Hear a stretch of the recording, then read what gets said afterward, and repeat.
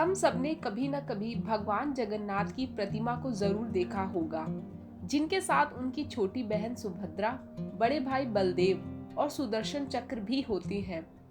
लेकिन इन तीनों को देखने के बाद दिमाग में एक सवाल भी आता है कि आखिर इनकी प्रतिमा इतनी अजीब क्यों दिखती है। अजीब का मतलब हुआ कि कुछ अनोखी, कुछ अधूरी सी। बाकी देवी देवता या कहे भगवान राम कृष्ण की प्रतिमा ह्यूमन फॉर्म जैसी दिखती है, लेकिन इन तीनों की प्रतिमा में इंसान जैसा रूप नहीं दिखता। इनके हाथ पांव पूरे नहीं दिखते, साथ ही उनकी आंखें भी काफी बड़ी बड़ी हैं। तो चलिए जानते हैं कि आखिर भगवान जगन्नाथ के इस अजीब और अधूरे स्वरूप के पीछे क्या रहस्य छुपा है। लेकिन उससे पहले आप सभी का स्वागत है channel let's know Lord Krishna में।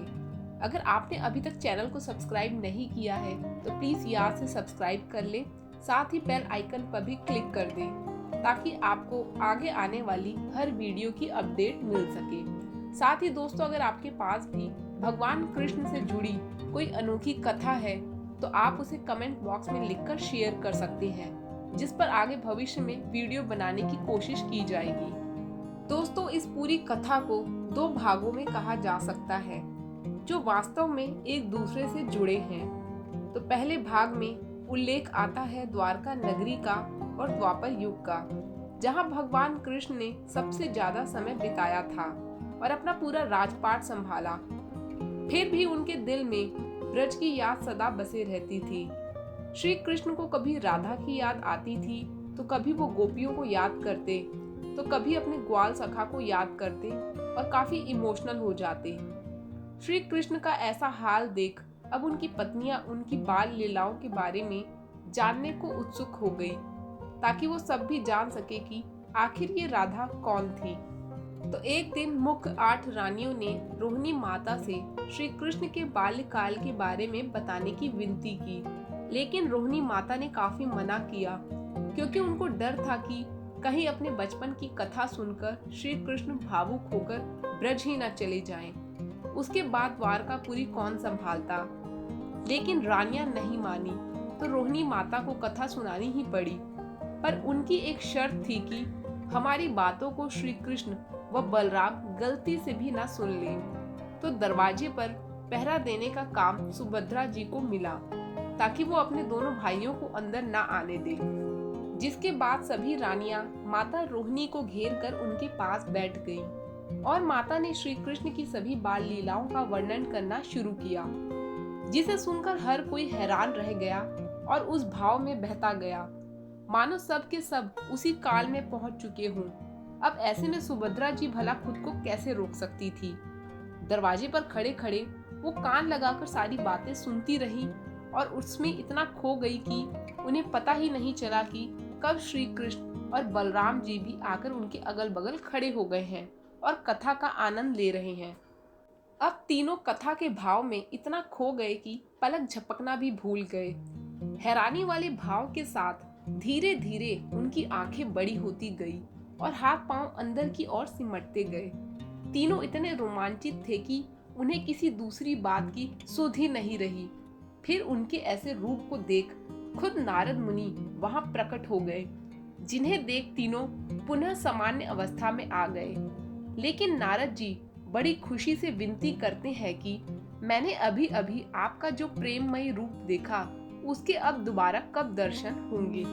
नारद जी चाहते थे कि श्री कृष्ण के इस सुंदर रूप का दर्शन हर किसी को मिल सके और जिसके दर्शन मात्र से जीव का कल्याण हो सके।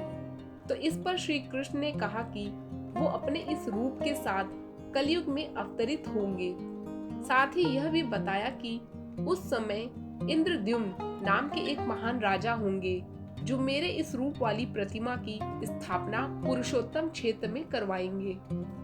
तो इस तरह कथा के पहले भाग से पता चलता है कि खुद श्री कृष्ण ने नारद जी को बताया था कि वो कलयुग में लोगों का कल्याण करने हेतु साक्षात जगन्नाथ रूप में आएंगे। इसके बाद दूसरे भाग में पता चलता है कि आखिर प्रतिमा बनी कैसे और उड़ीसा के पुरी तक कैसे पहुंची। तो राजा इंद्रद्युम्न के शासन काल में प्रजा बड़ी खुश थी।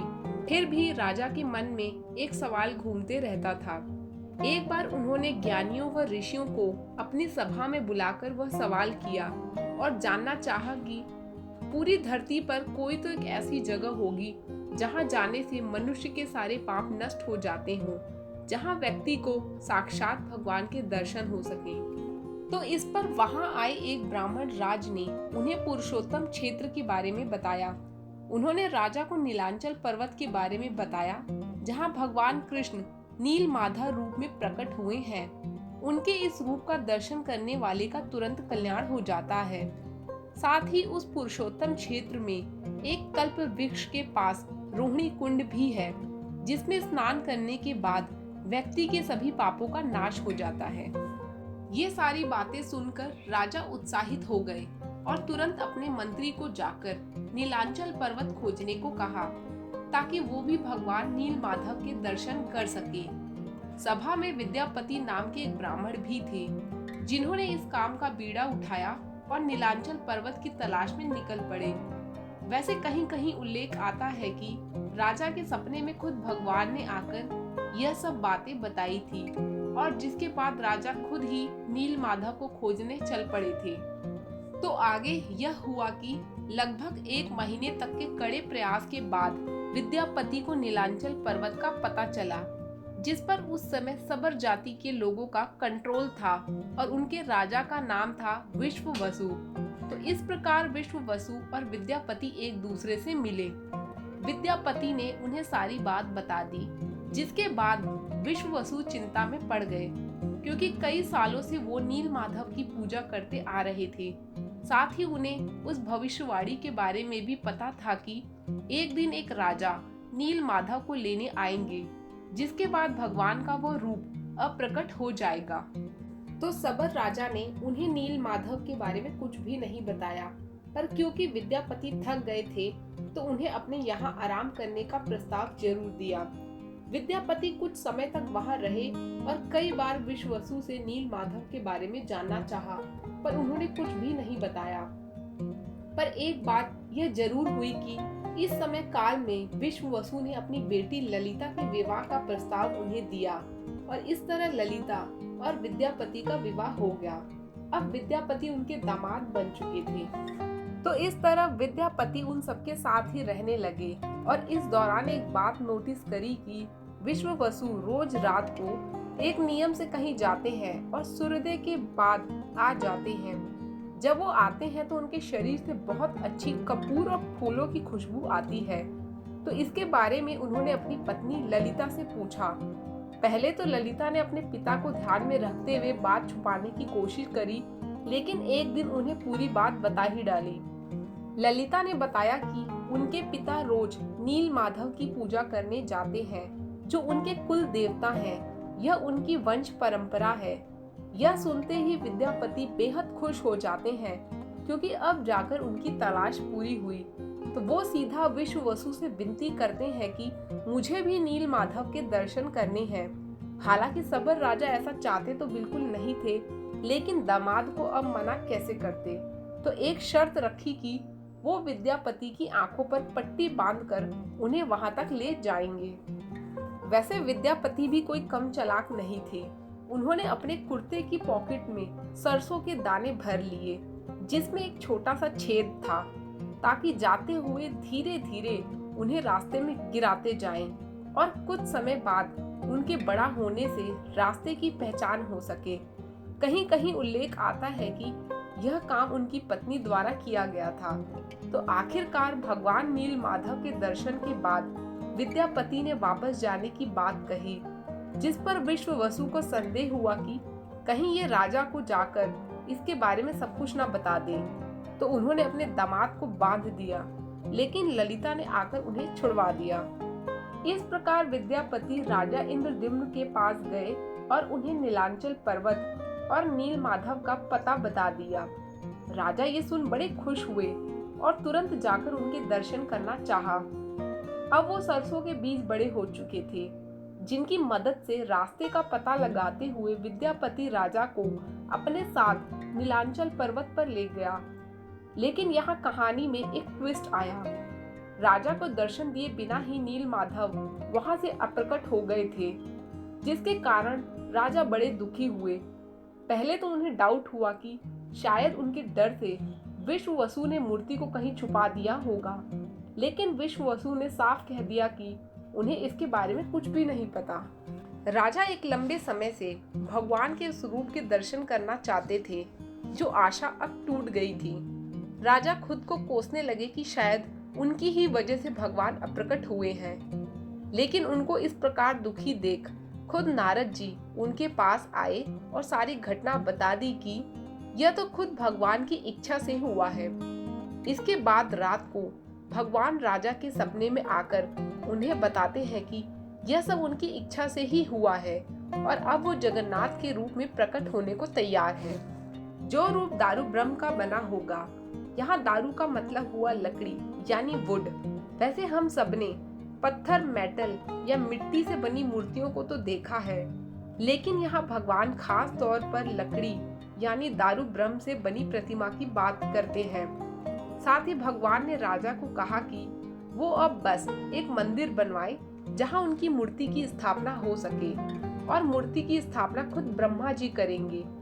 इसके साथ ही उन्हें पुरी के समुद्र तट पर जाने को कहा, जहां उन्हें समुद्र में बहकर किनारे आते एक लकड़ी का विशाल तना मिलेगा। इसी लकड़ी से भगवान की प्रतिमा बननी थी। ऐसा कहा जाता है कि यह लकड़ी उसी कल्प वृक्ष पेड़ का एक बड़ा हिस्सा थी, जो कि पुरुषोत्तम क्षेत्र में रोहिणी कुंड के पास था।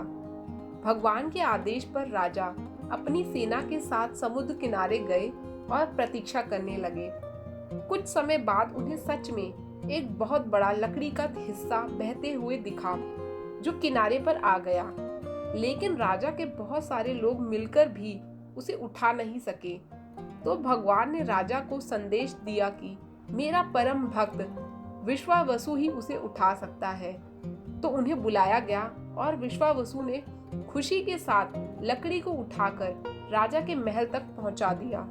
इसके बाद लकड़ी को आकार देने की बात उठी तो खुद देवी देवताओं के आर्किटेक्ट माने जाने वाले विश्वकर्मा जी एक वृद्ध व्यक्ति के रूप में आए और राजा से कहा कि वो यह काम करने के लिए तैयार है, लेकिन उन्होंने इसके लिए 21 दिनों का समय मांगा। उस बूढ़े व्यक्ति ने राजा के सामने यह शर्त भी रखी कि वो इस काम को एकांत कमरे में करेंगे, जहाँ कोई गलती से भी ना आए, ना ही उनसे कोई अपडेट लेने आए, यहाँ तक कि खाने पीने के लिए भी पूछने ना आए। यह सुन राजा थोड़े हैरान हुए, पर भगवान की मूर्ति बनवाने को लेकर उत्साहित थे, तो उन्होंने सारी शर्त मान ली। इसके बाद उन्हें एक एकांत कमरा दे दिया गया। वैसे विश्वकर्मा जी यहाँ खुद भगवान के आदेश पर ही आए थे। आखिरकार दारू ब्रह्म को आकार देने का काम शुरू हुआ। राजा हर दिन दरवाजे के पास तक आते और अंदर काम चलने की आवाज सुनते। 15 दिनों तक उन्हें खटपट की आवाज सुनाई देती, लेकिन उसके बाद कमरे के अंदर से आवाज आना बंद हो गई। अब राजा इस पे बड़ा चिंतित हुए। एक तो वो बूढ़ा व्यक्ति, दूसरा इतने दिनों से उसने कुछ खाया पिया नहीं था। तो राजा को चिंता हुई कि कहीं उसे कुछ हो तो नहीं गया। इस पर राजा ने शर्त का उल्लंघन करते हुए दरवाजा खोल उन्हें देखना चाहा, लेकिन ऐसा करते ही बूढ़ा व्यक्ति अदृश्य हो गया और राजा ने देखा कि जगन्नाथ जी के साथ सुभद्रा और बलदेव जी की प्रतिमा अधूरी ही रह गई। राजा इंद्रद्युम्न यह सोच फिर दुखी हुए कि शर्त तोड़ने के चलते इनकी प्रतिमा पूरी ना बन सकी। लेकिन इस समय पुनः नारद जी उनके पास आए और उन्हें हिम्मत देते हुए पूरी बात बता दी कि यह अधूरा नहीं बल्कि पूर्ण रूप ही है। इस रूप का दर्शन मैंने खुद द्वापर युग में किया था। नारद जी ने पूरी घटना राजा को बताई और यह भी बताया कि उस समय मैंने खुद भगवान कृष्ण से इस रूप में प्रकट होने की विनती की थी, ताकि इस रूप के दर्शन करके हर किसी का कल्याण हो सके। यह सारा काम आपके माध्यम से ही होना था, तो वही अब हो रहा है। इसमें आपकी कोई गलती नहीं है। फिर नारद जी ने उन्हें एक भव्य मंदिर बनाने की बात कही, तो उनके आदेश पर राजा ने अपने सभी कारीगरों को इस काम में लगा दिया। इसके बाद जब मंदिर बन गया तब नारद जी ने राजा को अपने साथ ब्रह्मा जी के पास ले गए ताकि उन्हें मूर्ति की प्राण प्रतिष्ठा हेतु आमंत्रित किया जा सके। तो इस प्रकार स्वयं ब्रह्मा जी ने आकर भगवान जगन्नाथ की मूर्ति की प्राण प्रतिष्ठा की और आज तक पुरी में भगवान जगन्नाथ जी का मंदिर अपनी जगह पर बना हुआ है, जहां बड़ी संख्या में श्रद्धालु जाते हैं। तो दोस्तों, यह थी जगन्नाथ जी की अधूरी सी दिखने वाली मूर्ति के पीछे की पूरी कथा। अगर आपको वीडियो पसंद आई हो तो इसे प्लीज लाइक और शेयर करना ना भूलें। साथ ही channel let's know Lord Krishna को भी सब्सक्राइब कर दें। धन्यवाद। हरे कृष्णा।